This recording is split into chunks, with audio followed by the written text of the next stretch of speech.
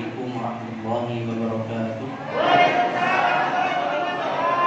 Alhamdulillahirrahmanirrahim. Wassalatu wassalamu ala nabiyyina Muhammadin wa ala alihi wa sahbihi ajma'in wa man tabi'ahum bi ihsan ila yaumil din.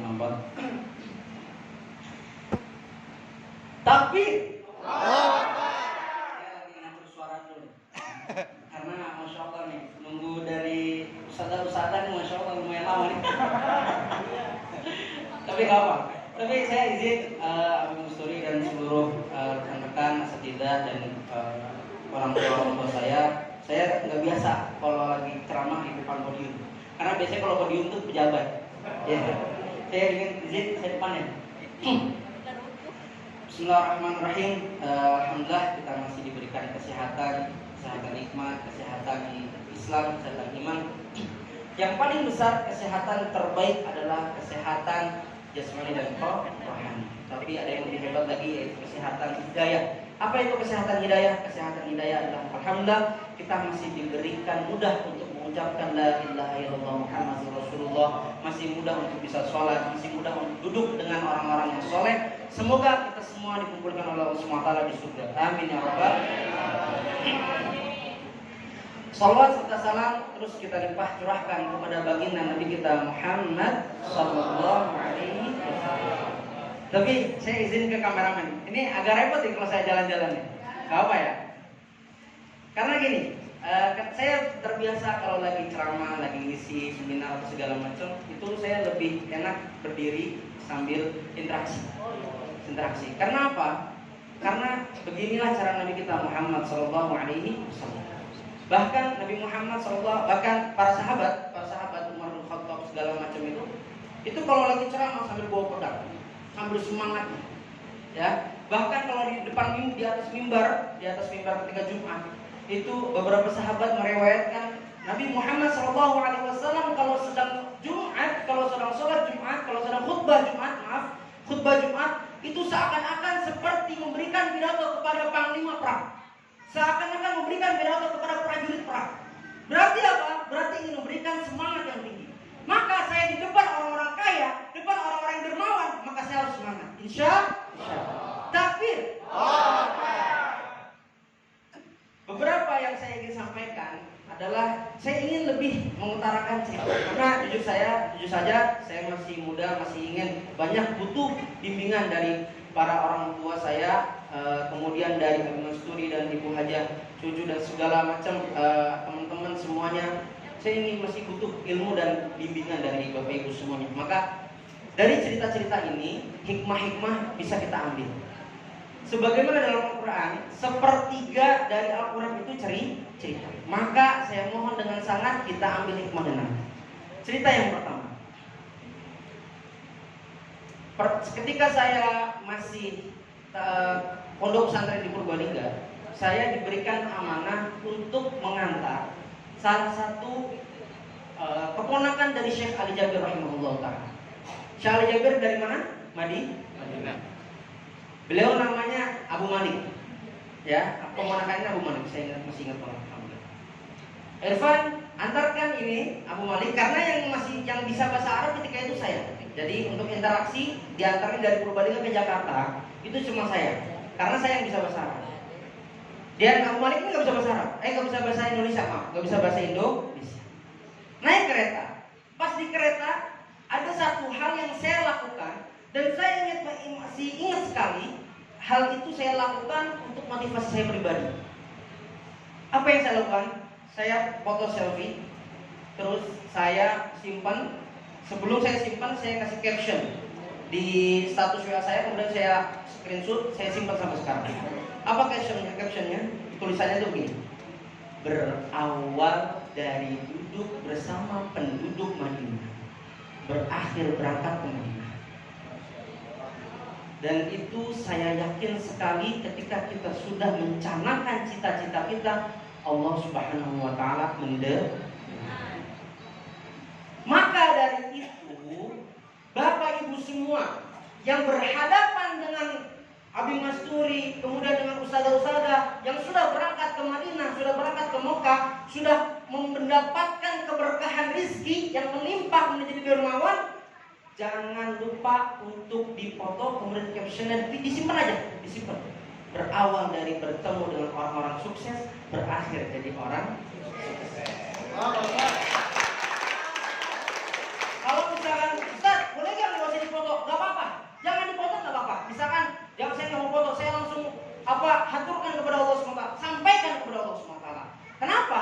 Karena ketika di zaman Nabi Muhammad SAW pernah ada yang nanya, wahai Rasulullah, Allah itu dekat atau tidak? Kalau dekat, apa perlu saya bisikin? Kalau jauh, apa perlu saya manggil?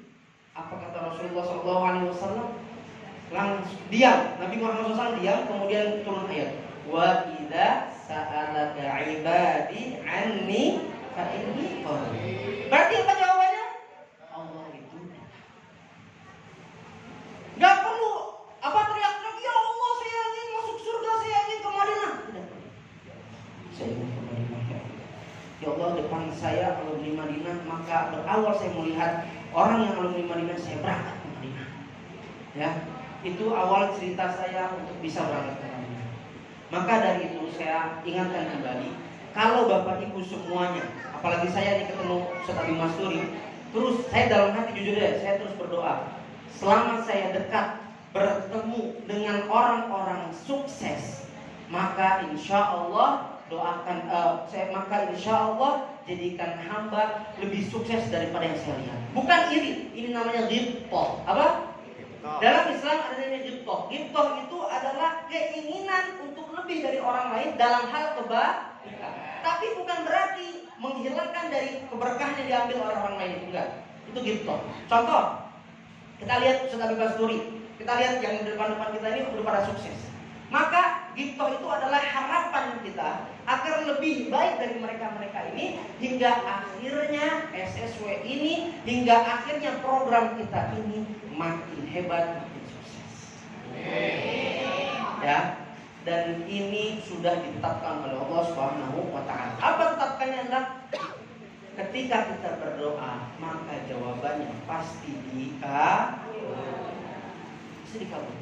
Ujibu da'wata idza da'an falyastajibu, langsung dikabulkan.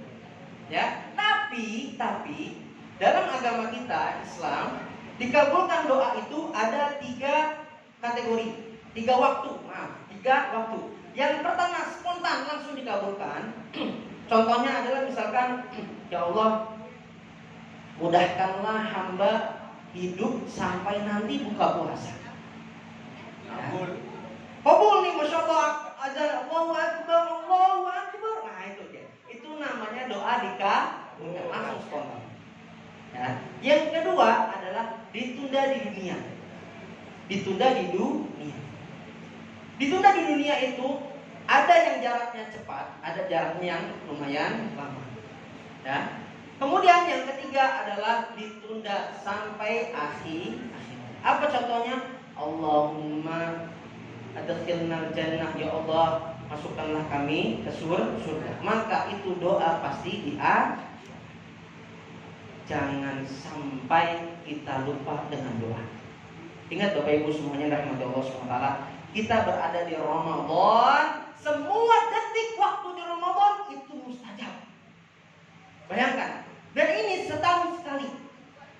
Mohon, ini udah injury time nih. Ya, 10 hari akhir Ramadan nih. Maka kalau misalkan lagi dengerin ceramah, lagi dengerin seminar, jangan lupa sambil zikir, sambil doa. Kenapa? Detik-detik akhir Ramadan apalagi nih ya, itu semuanya mustajab, semua dikabulkan. Contoh apa? Kita lagi puasa. Orang berpuasa sudah dipastikan doanya dikabulkan. Kenapa? Sebagaimana hadis Nabi, ada satu riwayat di hadis qudsi bahwasanya orang yang berpuasa itu langsung Allah yang memberikan pahala. Langsung siapa? Allah. Tanpa ada apa? Perantara. Dan surganya pun, pintu surganya pun berbeda. Khusus, apa namanya? Ar-Rahman. Khusus. Maka jangan sampai kita lalai dari setiap detik di Ramadan. Habis puasa kita buka puasa, doanya dikabulkan. Sampai kita sholat isya, kemudian sholat tarawih, sholat maghrib, sholat isya, sholat tarawih sampai kita witir, kemudian doa kunut, ya kalau di akhir-akhir Ramadan ini kita doa kunut, kemudian kita istirahat, kemudian bangun malam, kemudian kita sahur. Coba bayangkan. Habis sahur apa? Sholat subuh, habis sholat subuh puasa lagi. Itu semuanya detik-detik itu doa kita Itu yang pertama. Yang kedua, di pondok pesantren saya dahulu di Purbalingga itu ada namanya Kiai Haji Ahmad Toha Hussein, hafizahullah ta'ala. Beliau masih hidup. Beliau alumni di Mekah dulu, masya Allah. Ada satu amalan nih, kalau di kalangan kiai-kiai kita disebut juga ijazah, ya ijazah. Kiai kita ngasih salah satu amalan yang kalau dikerjakan itu, masya Allah, itu benar-benar dikabulkan. Amalannya apa? Amalannya berdoa di setiap sujud kita yang kita hajatkan. Contoh, ketika itu kiai saya ingin menikah. Nikahnya lama banget karena disuruh gurunya itu tunggu ini anak masih mondok, jadi calon istri itu masih mondok. Terus kiai saya udah ngebet banget. Oh nggak bisa ini, apa doanya? Allahumma zawwijni bisur'ah. Allahumma zawwijni bisur'ah. Ya Allah, nikahkan aku dengan cepat, nikahkan aku dengan cepat, nikahkan aku secepatnya. Itu setiap sujud. Setiap apa? Sujud. Baik sujud di dalam sholat maupun di luar sholat. Kemudian saya praktekkan, Pak. Demi Allah saya praktekkan. Tapi bukan zawid nih. Allahumma Madinah bisur'ah. Allahumma Madinah bisur'ah. Ya Allah, berangkatkanlah saya ke Madinah dengan cepat, ya Allah. Ya Allah, berangkatkanlah saya ke Madinah dengan secepatnya, ya Allah. Itu setiap sujud saya lakukan. Ternyata Allah kabulkan. Maka dari itu lakukan amalan ini sampai nanti kita mati. Sekarang apa hajatnya? Misalkan Bapak Ibu hajatnya ingin masuk surga. Ya Allah surga, ya Allah dengan cepat, ya Allah surga dengan cepat, ya Allah. Maksudnya dengan surga dengan cepat ini adalah ketika sudah meninggal maka surganya itu secara cepat, karena ada yang dia jalan-jalan pelan-pelan, ada yang dengan cepat, ada yang sesuai dengan kecepatannya dengan cahaya begitu, karena sesuai dengan amalannya. Misalkan doa ingin pergi ke Mekah, ya Allah umrah, ya Allah bismillah, ya Allah umrah, ya Allah, ya Allah umrah, ya Allah. Misalkan kalau di sholat itu kan nggak boleh pakai bahasa Indonesia ya, maka di sujudnya tambahin ya Allah, pakai bahasa Arab ya Allah umrah, ya Allah, ya Allah umrah, ya Allah, ya Allah umrah, ya Allah. Terus banyakin setiap sujud, jangan lepas. Kenapa? Karena sejatinya Allah SWT itu paling dekat saat kita sujud. Kalau posisi sujud Allah dekat, maka bisikan ya Allah umrah, ya Allah. Itu masih bahasa Arab tuh, bisa aman. Ya Allah haji, ya Allah. Ya Allah haji, ya Allah. Ya Allah haji, ya Allah. Ya Allah haji bisur'ah, ya Allah haji bisur'ah. Nanti kalau setelah sholat, di luar sholat baru pakai bahasa Indonesia. Ya Allah mau cepat haji, ya beneran cepat, ya Allah. Ini lama banget, ya Allah 25 tahun sampai 30 tahun nunggunya lama banget, ya Allah. Ya Allah dengan cepat, ya Allah. Sampaikan semua hajat kita kepada siapa? Allah Subhanahu wa ta'ala. Dan ini saya lanjutkan ceritanya sesuai dengan cerita tentang doa ini. Pernah ada di zaman Nabi kita Muhammad SAW ada 4 sahabat Nabi, dan ini masih anak muda. Ya, ini masih anak muda. 4-4-nya duduk di Hijr Ismail. Hijr Ismail itu kalau Ka'bah itu kotak, maka setengahnya itu ada setengah lingkaran, itu namanya Hijr Ismail. 4 orang ini anak sahabat-sahabat Nabi yang mulia. Yang pertama adalah ada 3 orang itu adik kakak, anak dari Zubair bin Awam. Yang keempat adalah Abdullah bin Umar. Yang pertama, ini saya mohon dengan sangat, cerita ini ibu bapak simpen. Untuk apa? Untuk motivasi kita dalam berdoa. Maka ini nanti masuk selangkah lebih dekat. Dekatkan diri kita dengan Allah. Siapa yang punya rezeki? Allah. Siapa yang memberi rezeki? Allah. Siapa yang memberikan kesehatan? Allah. Itu pernah salah satu video tentang ceramah khutbah Jumat. Ada seorang ulama duduk berdiri di mimbar khutbah Jumat. Cuma gitu doang. Siapa yang memberikan rezeki? Allah. Siapa yang memberikan kesehatan? Allah. Siapa yang memberikan kemenangan? Allah. Terus sampai akhir. Kenapa? Untuk memperkuat iman. Ya, kembali ke cerita. Ketika itu yang 4 ini berkata begini, Taman 6, ayo berdoa, ayo cita-cita, sebutkan cita kita di depan Ka'bah. Nah makanya nanti kalau kita berangkat umroh dan haji, amin ya rabbal alamin, depan Ka'bah sampaikan curhatan kita. Ya. Yang pertama adalah Abdullah bin Zubair ngomong gini, Abdullah bin Zubair, ya Allah, saya ingin menjadi khalifah. Ingin menjadi apa? Khalifah. Khalifah itu di atas presiden ya. Khalifah itu di atas presiden. Khalifah. Yang kedua namanya Urwah bin Zubair. Urwah bin Zubair radhiyallahu anhu berdoa seperti ini. Ya Allah, saya ingin orang-orang manusia itu mengambil ilmu pada saya. Berarti jadi ulama. Jadi ulama, jadi ustaz. Yang ketiga adalah Mus'ab bin Umair radhiyallahu anhu. Agak unik Mus'ab bin Umair. Mus'ab bin Umair doanya begini.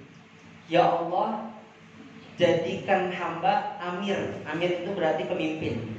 Amir di Irak, pemimpin di Irak, dan mudahkanlah saya untuk menikahi 2 wanita solehah. Yang pertama adalah Aisyah binti Tolhah, yang kedua adalah Sakinah binti Husain. Yang keempat Abdullah bin Umar. Ini paling unik. Ini anaknya siapa berarti? Umar bin Khattab.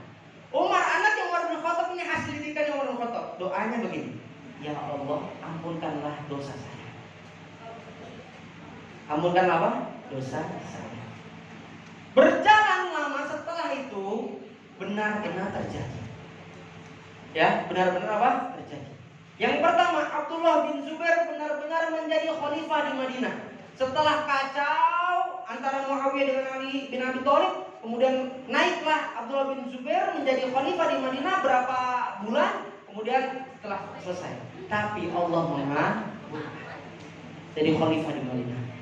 Yang kedua, Urwah bin Zubair, Allah kabulkan menjadi ulama. Ternyata beliau menjadi salah satu faqih dari 7 faqih di Madinah. Jadi kalau misalkan kita belajar fikih, ya, itu kita terus mendapatkan apa? Ilmu-ilmu sanatnya ke 7 sahabat Nabi yang di Madinah. Salah satunya Urwah bin Zubair. Yang ketiga adalah Mus'ab bin Zubair. Mus'ab bin Zubair tadi ingin menjadi amir di Irak dan menikah dengan 2 wanita soleh, semua dikabulkan. Dan yang terakhir luar biasa. Ya Allah, ini didikannya Umar bin Khattab gini. Abdullah bin Umar mengatakan, ya Allah, ampunilah dosa saya. Itu di kalangan para ulama mengatakan, seperti Imam Az-Zahabi dalam Sirah A'lamun Nubala, kemungkinan besar dosanya diampuni. Kenapa? Karena Abdullah bin Umar menjadi ulama. Sedangkan ulama adalah warasatul anbiya, pewaris para nabi. Ya, maka dari itu saya katakan selangkah lebih dekat, maka dekatkan diri kita kepada yang pemilik harta, pemilik rizki, pemilik segala sesuatu. Maka kita sandingkan, kita harapkan kepada siapa? Allah Subhanahu wa ta'ala. Kemudian selanjutnya selangkah lebih maju. Fa iza azzamta tawakkal 'ala Allah. Bapak Ibu, kalau terus berjuang, salah satunya berjuang di masalah anti riba dan segala macam, masih pesimis, masih leha-leha. Ingat Bu, semua nabi itu gak gampang untuk berdakwah. Ya, semua nabi Nuh dikatakan berapa ratus tahun itu dakwahnya? 500 tahun, bahkan lebih, ada yang mengatakan lebih. Nabi Muhammad SAW itu dakwahnya 13 tahun di Mekah. Enak apa enggak? Enggak. Diracunin, mau dibunuh, mau dipukulin, wah segala macam. Ibu di atas, di bawah AC, di tempat yang enak, kemudian hanya menyampaikan kebaikan, ayo mengajak kebaikan. Kok masih pesimis? Naudzubillah ini. Sudah saatnya bangkit, sudah saatnya maju. Majunya kalau bisa jangan pelan-pelan, tapi harus apa? Melesat. Nah, melesatnya maju dengan cara melesat itu dimudahkan oleh Allah Subhanahu wa ta'ala. Maka kita nggak bisa melangkah lebih maju kalau belum melangkah lebih dekat. Ini sudah siklus yang tauqif itu nggak bisa dirubah. Ya, maka kalau ingin makin lebih maju, entah itu karir, entah itu harta, entah itu kebaikan dunia dan akhirat, maka harus lebih dekat dengan yang maha memberikan rezeki, yang maha memberikan kesehatan. Kemudian selanjutnya selangkah lebih baik, itu hasilnya apa? Maka kalau dibacakan tadi, Masya Allah, Barakallahu fikum, kita doakan semoga Ummi Kulthum diberikan kesehatan, diberikan kemudahan dari Allah SWT, segala umurnya, kemudian kita semuanya bisa mengikuti kebaikan dari Ummi Kulthum. Ustaz dalam Qur'an, Masya Allah, jazakumullah khairan, bacaannya Masya Allah. Ya, kalau dengarkan Quran itu makin kuat iman kita. Ya, karena wajib Qur'an fastami'u lahu wa ansitu la'allakum turhamun, mendapatkan rahmat dari Allah SWT. Ya, wajilat qulubuhum, kalau orang mukmin dibacakan ayat suci, apalagi dibacakan oleh Ustaz Ummi Kulthum hafizahullah taala wa ra'ah, itu hati kita bergetar, maka berarti ada iman dalam hati kita. Ya, maka dari itu kuatkan iman kita. Kuatkan Islam kita, kuatkan ihsan kita dengan apa? Dengan terus berbagi kebaikan, mengajak kebaikan. Ya, maka dari itu kita terus melanjutkan estafet para nabi. Ya, jangan pesimis, jangan mudah untuk nanti begini, nanti begitu. Maka kesempatan dari sekarang kita kuatkan rangkaian target kita. Ya, tancapkan tuh di tulisan di HP, tulisan di laptop, tulisan di papan tulis. Saya jujur Pak, di kamar saya tuh saya pasang papan tulis Pak. Kadang saya tulis target ke depan tuh bagaimana, target besok tuh bagaimana. Kemudian kadang yang paling sering saya di HP. Jujur saya ada note, itu besok saya rangkai. Jadi kalau nggak percaya bisa tanya istri saya. Itu hari Senin apa Selasa apa tuh catat semuanya. Ya, kita terus manajemen diri kita. Ya, kalau sudah termanage dengan baik, maka insya Allah hidup kita makin lebih baik. Ya, maka saya ulangi lagi, yang pertama sesuai dengan tema, kita dekatkan diri kepada Allah Subhanahu wa Ta'ala. Maka kalau Allah SWT sudah cinta kepada kita, sudah sayang kepada kita, maka insya Allah kemudahan makin banyak. Ya, kemudahan makin banyak. Kemudian setelah itu Allah SWT sudah mencintai kita, sudah dekat dengan Allah, maka langkah maju kita dengan mudah. Ya, maka kalau sudah maju, maka jangan mundur. Sebagaimana Nabi kita Muhammad SAW kalau sudah pakaian perang, maka pantang untuk menjatuhkan pakaian perang kecuali antara saya menang atau mati. Ya, maka kalau misalnya udah keluar rumah nih, mau berjuang di jalan Allah, maka jangan sampai pesimis. Maka sampaikan ke diri kita, pantang untuk pulang sebelum saya sukses. Sebagaimana burung kan gitu ya. Ya, pergi dari pagi hari, pulang pasti membawa bekal untuk anak-anaknya. Ya, sekali lagi tancapkan dalam hati kita, pantang kita selesai, pantang kita pulang sebelum kita sukses. Ya, kesuksesan itu banyak versinya. Entah itu sukses sholat 5 waktu, entah itu sukses kita bersedekah, itu sukses. Ya, karena untuk bisa kita melakukan hal-hal baik itu nggak mudah. Ya, maka kemudian setelah kita dekat dengan Allah, makin maju, makin terus berkembang, makin terus memberikan kebaikan-kebaikan, maka hasilnya dengan baik. Maka insya Allah kita dimudahkan oleh Allah Subhanahu wa Ta'ala. Ya, itu saja dari saya pribadi. Saya mohon maaf kalau ada salah kata.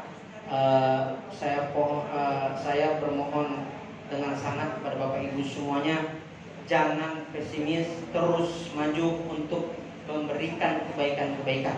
Ya, saya pribadi adalah anggap saja saya sebagai anak ibu semua, anak bapak semuanya, ingin memberikan diingatkan. Ya, saya ingin mengingatkan untuk saya pribadi dan Bapak Ibu semuanya untuk terus maju, untuk terus berkembang, untuk terus memberikan kebaikan.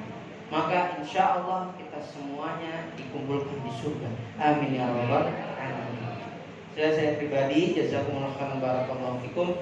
Terakhir sebelum saya tutup, la'allakum tashkurun. Jadi jangan lupa kalau sudah dapat yang namanya kebaikan, dapat kesuksesan, dapat pajero, dapat ini, dapat itu segala macam. Jangan lupa apa? Bersyukur. Yang kencang. Jangan lupa apa? Bersyukur. Bersyukur. Karena la'allakum tashkurun. Ya, jangan lupa bersyukur. Yang kencang. Karena apa? Yang bersyukur itu dikit, ya. Jawabannya kalau saya tanya, jangan lupa apa? Bersyukur. Oke? Jangan lupa apa? Bersyukur. Jangan lupa apa? Bersyukur. Jangan lupa apa? Bersyukur. Lain syakartum bareng-bareng. Lain syakartum la'azidan walain kafartum inna adzab.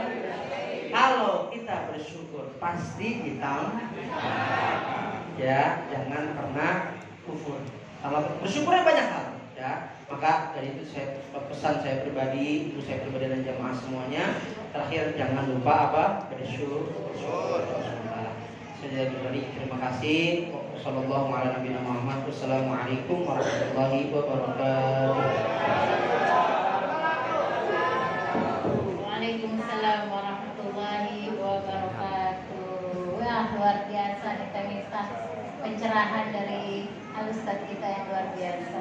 Dapat ilmu banyak Bapak Ibu hari ini. Ya, Oke, baik. Kita pakai ada jatuh saya Ustaz. baik, Bapak Ibu. Nah, Ustaz, nama saya Ibu Devi. Tadi saya akan sudah mendengar sedikit ceramah Ustaz yang mengenai saya belum paham banget karena saya kan belum hafal bahasa Arab, saya kan tidak bisa kita berngomong dengan bahasa Arab. Saya selanjut terakhir itu seringnya bahasa Indonesia Ustaz, apakah itu tidak diterima atau salah? Soalnya kita nggak paham dengan bahasa Arab yang harus kita ngomongin di sujud terakhir itu. Itu sering sekali saya lakukan dengan bahasa Indonesia, tapi saya nggak ngomong, hanya di dalam hati. Mohon dikasih pengertiannya Ustaz. Assalamualaikum warahmatullahi wabarakatuh. Ya Ustaz, silakan. Lanjut dulu aja pertanyaan. Oh iya, boleh? Tambah lagi baru satu. Ada yang mau bertanya lagi? Siap dari bapak-bapak? Ibu-ibu? Oke, ada ibu yang sebelahnya lagi. Terima kasih. Assalamualaikum warahmatullahi wabarakatuh. Ustaz, yang ingin saya tanyakan karena waktu nanti nama Ibu Sriyanti dari SSW 21. Kita udah biasa menyebutkan 21, jadi di sini 21 Ustaz. Saya ingin bertanya nih, menyambung dari Bu Devi, Bu. Pak Ustaz, saya ingin bertanya. Kebetulan orang tua kita lagi sakit di Jawa. Saya pengen tanya, kalau umpama pakai bahasa hari-hari, maksudnya bahasa Jawa itu kira-kira diterima nggak Pak Ustaz? Terima kasih. Wassalamualaikum warahmatullahi wabarakatuh. Ayo, untuk bapak-bapaknya. Kalau nggak ada saya jawab dulu aja nggak apa? Oh iya, oke, sambil latihan. Dipersiapkan pertanyaannya. Kalau nggak ada saya ini dulu, siapa tahu nanti sambil berjalan. Iya. Dan Bismillahirrahmanirrahim. Alhamdulillah. Yang pertama dari Ibu Devi itu ya.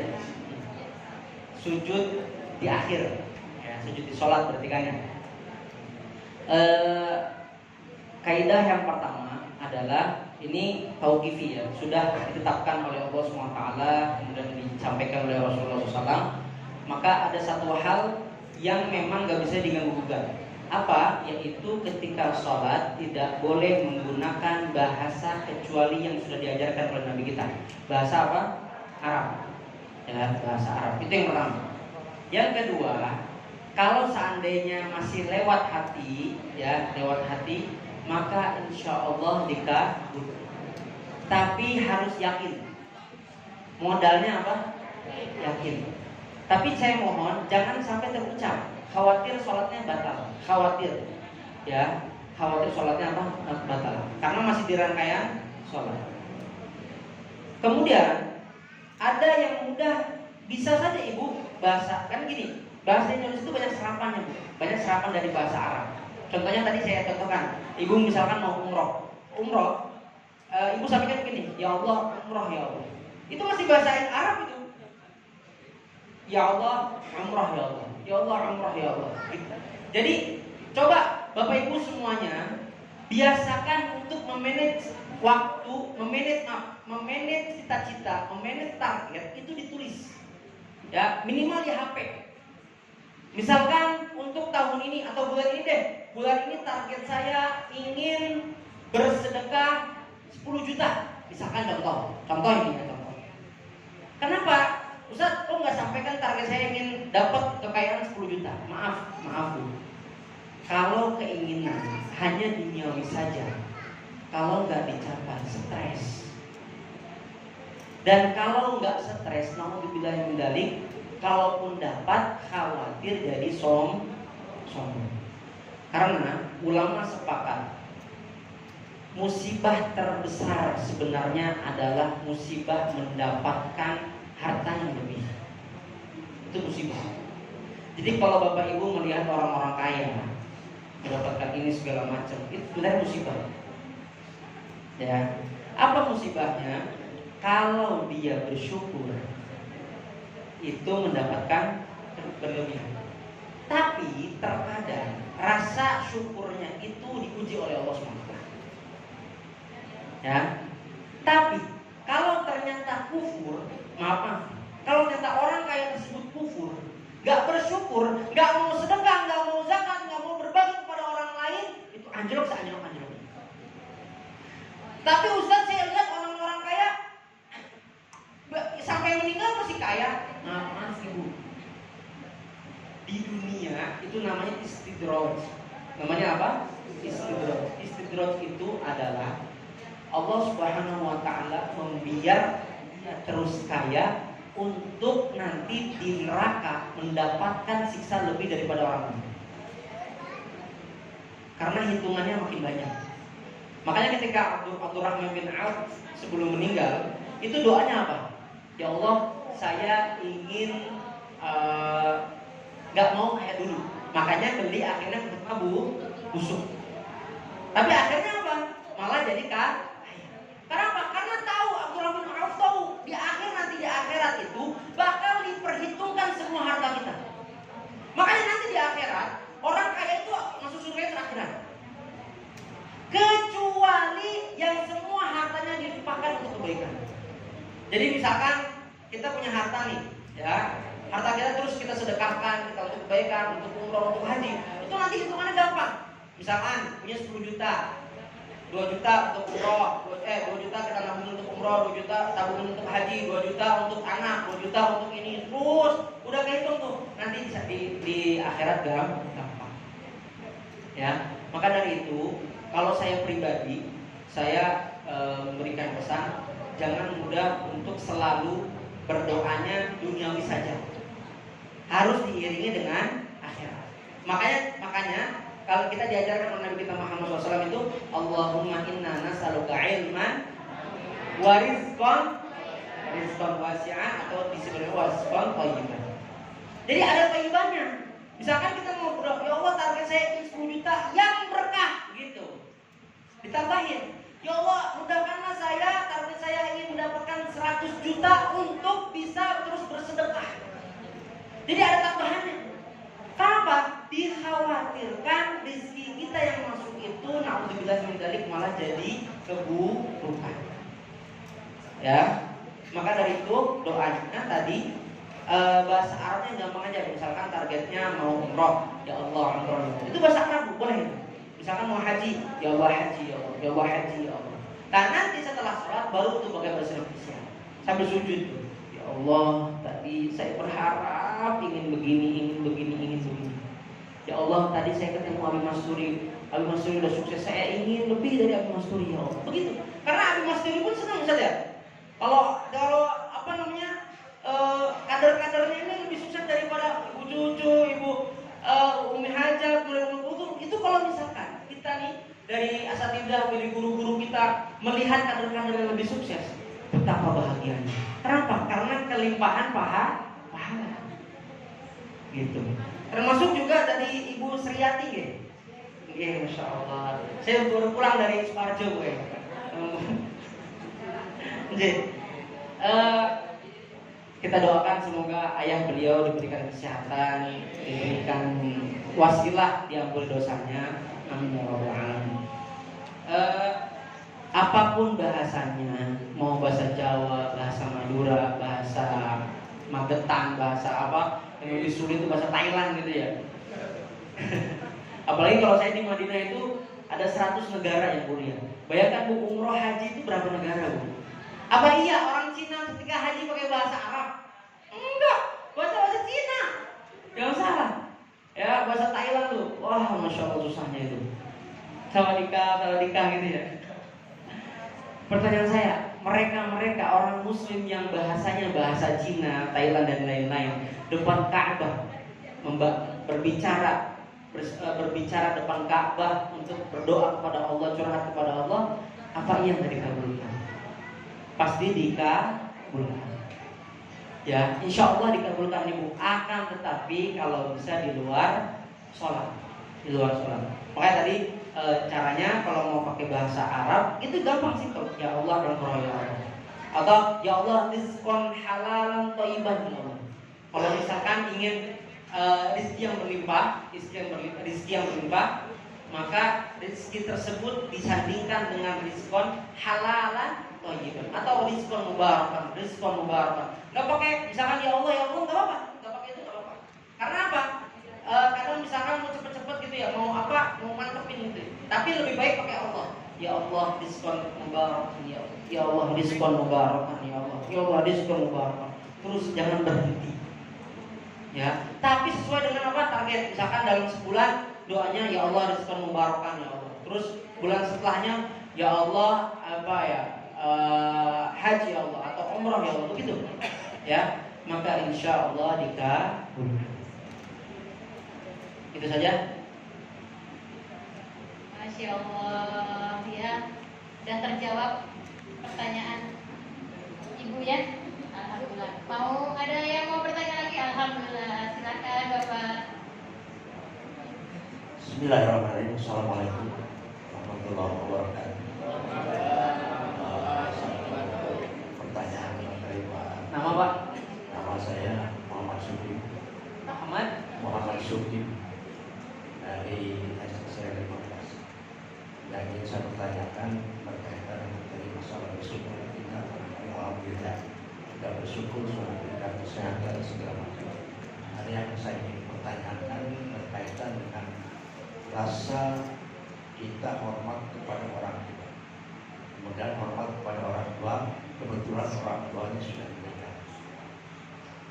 Setelah itu karena kita diberikan harta, ada kekayaan yang dimiliki yang diberikan oleh Allah kepada kita ingin berbakti kepada orang tua yang belum haji. Nah, kita kan ada keinginan untuk membadalkan misalnya menghajikan orang tua kita yang sudah. Nah itu syaratnya seperti apa? Atau harus bagaimana untuk bisa kita berbakti? Di satu sisi kita berbakti kepada orang tua kita, di lain pihak barangkali orang tua kita supaya bisa menjadi seorang haji lah. Tetapi beliau sudah meninggal. Itu barangkali mohon penjelasannya dan syaratnya seperti apa yang harus. Terima kasih. Assalamualaikum warahmatullahi wabarakatuh. Ada yang lain sambil saya jawab, mungkin kalau misalnya ada yang mau bertanya silakan ya. Ada? Oh iya, masih ada silakan. bagian ibu-ibu. Silakan. Maaf ya Bu. Waalaikumsalam. Nama saya Isruyati. Insya Allah masih calon mitra. Alhamdulillah bisa hadir kedua kali di tempat ini. Baik, Pak Ustadz, ada yang saya tanyakan. Ini bulan Ramadan, di mana malam ini adalah malam ganjil ya, 21. Barangkali ada amalan-amalan zikir yang harus kita amalkan di setiap 10 akhir di bulan Ramadan ini. Mudah-mudahan dengan amalan yang disampaikan, zikir yang akan disampaikan oleh kita dan dikasih oleh Pak Ustadz bisa diamalkan oleh para ibu-ibu, bapak-bapak yang akan mengikuti i'tikaf atau yang tidak, sebagai bekal ibadah kita di bulan Ramadan, khususnya di 10 akhir Ramadan ini. Dan mungkin juga ada doa-doa di sujud terakhir yang khusus yang mohon kepada Allah, bukan saja meminta masalah duniawiyah dan sebagainya. Ini juga mungkin ada amalan-amalan yang atau doa-doa yang diminta oleh kita kepada Allah Subhanahu wa taala di sujud terakhir salat kita. Mohon diberikan kepada kami semua, karena ini bekal yang paling utama, zikir dan doa-doa yang harus kita amalkan di kehidupan ini. Terima kasih, itu saja barangkali yang saya tanyakan. Akhirul kalam, wassalamualaikum warahmatullahi wabarakatuh. Waalaikumsalam warahmatullahi wabarakatuh. Yang Mustari mungkin. Tapi nanti kalau misalnya Ustaz Abi Mustari mau jawab, monggo ya, tambahannya ya, silakan. Bismillah. Yang pertama, perihal hormat kita kepada orang tua, amalan yang bisa kita aturkan pahala, kemudian hingga orang tua kita yang sudah meninggal ini, termasuk ayah saya meninggal di 2020 bulan Desember, dan semoga orang tua kita yang masih hidup diberikan kesehatan, diberikan kenikmatan sampai akhirnya ketika ajalnya mendapatkan kemudahan untuk meninggal dalam keadaan Islam. Amin ya rabbal alamin. Dan yang sudah meninggal semoga mendapatkan luas kuburannya, mendapatkan keberkahan di dalam kuburnya. Amin ya rabbal alamin. Nabi kita Muhammad SAW pernah bersabda, in qata'a amaluhu illa min salasah. Seorang hamba, seorang manusia itu ketika meninggal maka semua amalannya terputus. Ya, ini hadis termasuk kaidah penting. Apa kaidahnya? Kaidahnya adalah kalau pernah ada yang nanya ke saya, ya, perihal fikih.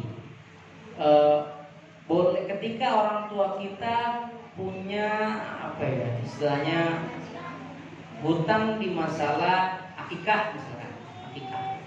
Apa perlu kita akikahkan lagi? Ya. Atau belum sempat puasa gitu. Apakah kita badalkan puasa? Ya. Maka sebenarnya hakikatnya dia sudah orang yang meninggal ini sudah tidak mendapatkan hukum tersebut. Ya, karena dia sudah meninggal. Jadi tidak perlu kita badalkan puasa karena puasa tidak ada badal. Ya. Kemudian termasuk juga tadi masalah akikah, ya. Mayoritas ulama, saya katakan mayoritas karena siapa tahu khawatir ada ulama yang berbeda pendapat. Mayoritas ulama mengatakan tidak perlu kita akikahkan lagi, ya. Terus apa solusinya? Solusinya adalah 3 ini yang disebutkan oleh Nabi kita Muhammad SAW. Yang pertama adalah amalun in qata'a amalun min salasah waladun shalihun yad'u lahu. Yang pertama ada waladun shalihun yad'u lahu. Saya maaf enggak berurutan ya. Yang pertama adalah kita punya anak yang soleh. Anak ini berarti keturunan ya, entah itu anak, entah itu cucu, entah itu keponakan, entah itu sepupu gitu ya. Itu selalu mendoakan kita. Ya, itu solusi yang pertama. Jadi solusi yang terbaik adalah yang diberikan oleh Nabi Muhammad SAW dan kita amalkan solusi itu. Ya, karena apa? Al-Imam Malik rahimahullah taala pernah berkata, la tasluha hadhil ummah illa bima salaha awwaluha.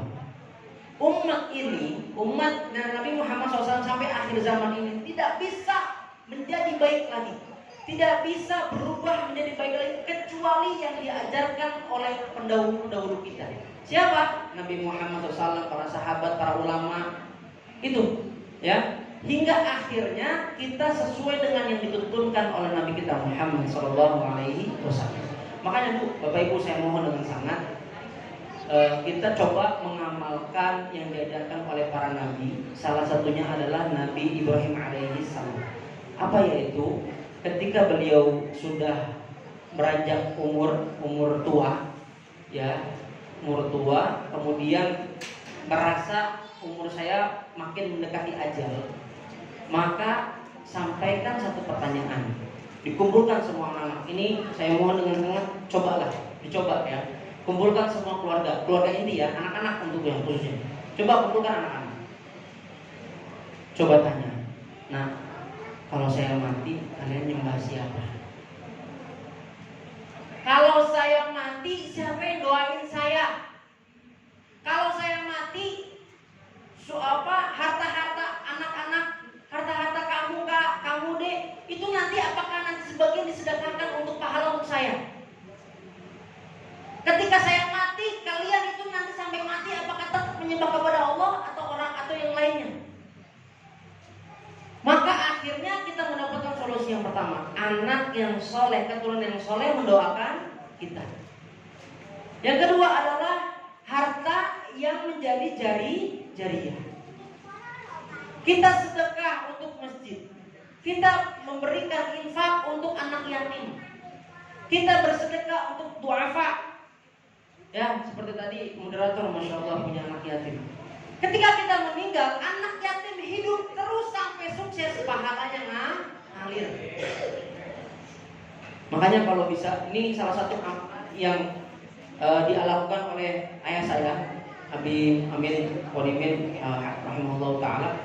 Itu Abi Amin itu ketika meninggal, kemudian kita cari beberapa berkasnya, masya Allah. Beliau punya satu bundel khusus, isinya itu SPP bayaran anak-anak yatim duafa. Itu saya kaget, itu hampir 20 lebih Abi Amin yang biayain. Sampai sukses, sampai ada yang jadi dewan, sampai ada yang jadi istri dari orang kecamatan lah, begitu orang sukses pokoknya.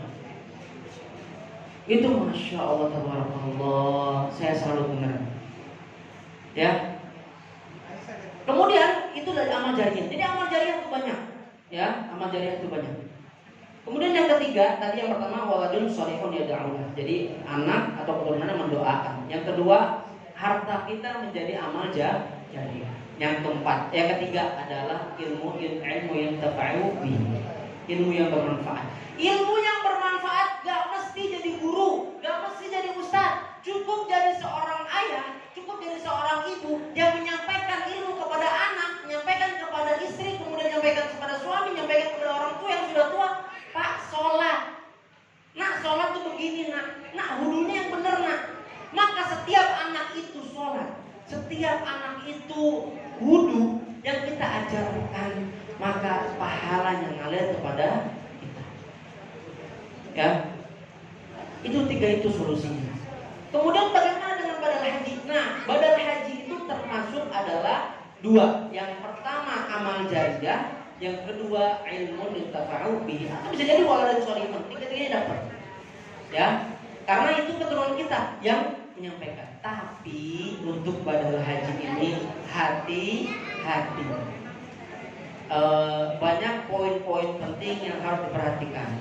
Siapa yang badalkan? Berapa jumlah harga yang ditentukan, kemudian orangnya amanah atau tidak, orangnya sholat 5 waktu atau tidak. Jangan salah Pak, ingat kaidahnya adalah di tanah suci tidak mesti disucikan, gitu ya. Terus selanjutnya pertanyaan dari Ibu, amalan di akhir Ramadan, misalnya diganjil, gitu ya. Ini sudah mendekati azan. Saya salah satu mendapatkan ilmu dari Al-Masuri ketika di rumah punya cucu adalah di akhir Ramadan itu maghfirah Allah turun. Betul ya Al-Masuri ya? Akhir-akhir Ramadan 10 kedua. Lagi apa? Oh, Rizku Minam. Oh iya ya. Rizku Minam.